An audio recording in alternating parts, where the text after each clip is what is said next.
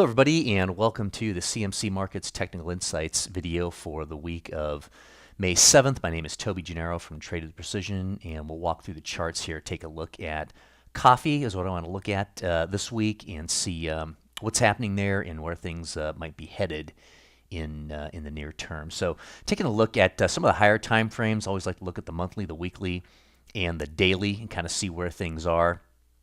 Here on the monthly chart, I mean, we obviously have the high way back at right around 174. That was back around December of 2016, November-December timeframe. Since then, we've really had quite a sell-off and have really almost halved that number. So obviously, supply of coffee is going higher, or demand is less, and price continues to fall. We have the 50, the 20, and the 10 period moving average all rolled over, fanning out for quite a while now. And we have these rallies back up into that sell zone, met with a lot of selling, some rejection candles, very bearish candles, and the market continues to fall past some pretty critical levels, right around like 108, and then most recently right around 99. And we fell through those levels pretty handily, and have a little bit of bounce off of those levels, but not much. Things are pretty much falling through the floor there. Here on the weekly chart, pretty much the same thing. We're not even really getting back up into the moving average zone between the 10 and the 20. We did back here, got a couple of bearish candles and had that nice fall. But since then, we've pretty much just been following the dynamic trend line with that 10-20 period moving average. And then looking over here at the daily chart is where we're getting most of our setups. Rally back up in here, nice big rejection candle right there, reached a high of up around 91, 92, and then really sold off all the way down to that 89 level. And then once we got the break through that level, set up another bearish candle there, break through the low here, and now we continue to move down to a low here of around that 86.5 level, and then we're looking at breaking that previous low level of around 85.5, which looks fairly probable. In looking at the MACD and the RSI, I mean, we have a little bit of divergence here with some of these lower lows, but if price continues to grind lower, more than likely we'll put in some equal lows on this daily chart. Everything here on the RSI is fine. Everything is kind of flat, not really converging lower, but just supportive of a continual decline in the price of coffee. Here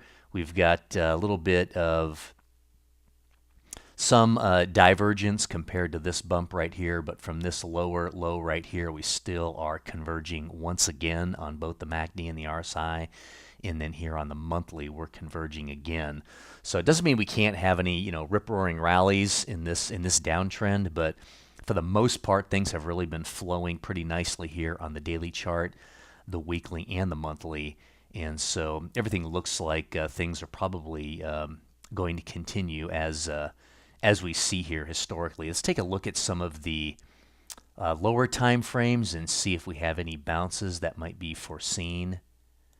We understand the higher time frame. And so looking at the 4-hour, the 2-hour, and the 1-hour, we have a little bit of overextension here from the moving average zone. We have all the moving averages rolled over and fanning out pretty good. We've got the 200 period in on all three charts. But we're still a little bit far away from that moving average zone, which means it looks like there's a snapback getting ready to occur. And we've got a level here right in and around that 88 all the way down to the 87.7 level. So if we're to get a move back up there, more than likely that level would become some form of resistance. And then as we look at the 1-hour chart, that level puts us right back in the middle of that sell zone between the 10 and the 20 period moving average. So we could have a little bit more room to run up to around 87, 88. And then I would anticipate a sell-off, more than likely a rejection candle or a bearish candle here in the sell zone. And then more than likely that would start the sellers coming in, and we'd probably come back and maybe rally down to this 86.5 level, or maybe even a little bit lower than that. But overall, things Things looking for the most part for more downward momentum. Here on the MACD and the RSI, we can't really tell because we don't have a lower low in place. Here we have convergence, a lower low to lower low. Here we have the first sign of divergence here, but it's only on the MACD. We basically have an equal touching low on the RSI, so it really kind of cancels itself out. So we still have a lot of convergence among price and the indicators, which tells me that this market could move still a little bit lower and potentially pick up another lower low. So I'd keep an eye out for this level right around 88. And if we can get a bearish candle in the sell zone, that would be our trend flow strategy to the downside. I would see a lot of sellers coming into the market at that point and pushing this market down to new lows. So hope that technical analysis helps. Have a great rest of the week trading, and we'll look forward to talking to you next time. Take care.